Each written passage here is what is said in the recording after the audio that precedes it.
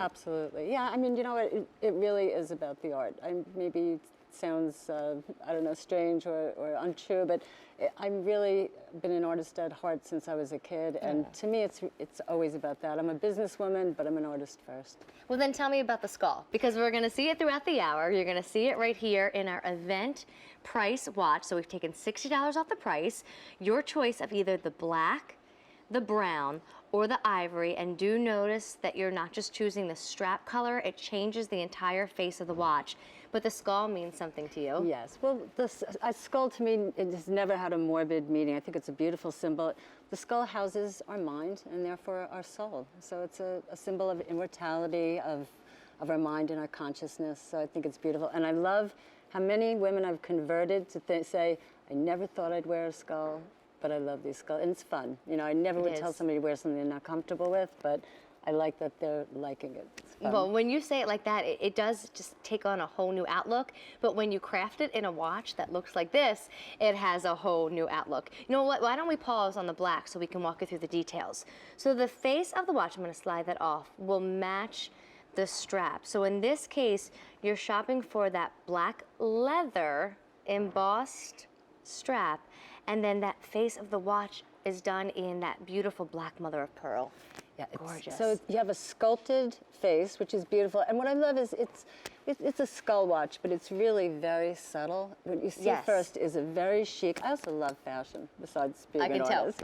So you know, it's a very chic, fashion-forward, artistic-looking piece. And then when you look very subtly in the face. On air, I think you're seeing a little bit brighter feeling.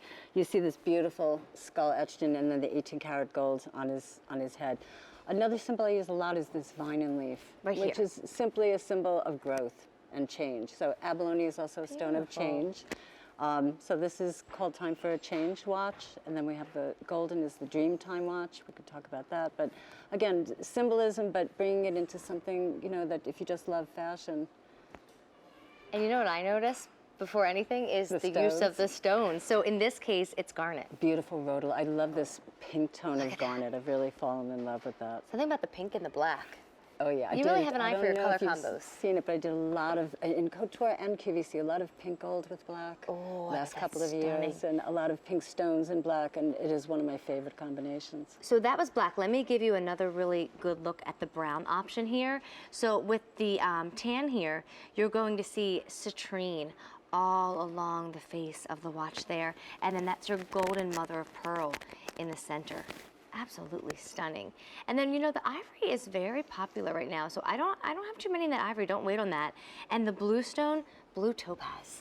Isn't that beautiful? It's London blue. It's really bright. I didn't think this would be one of my personal favorites to wear, and I was so wrong. I just think, like, I wore this all last winter. I think that the ivory is so chic and elegant, and I always turn towards black, and then I have, like, my brown and turquoise cowboy boot thing that I do, and I like the brown.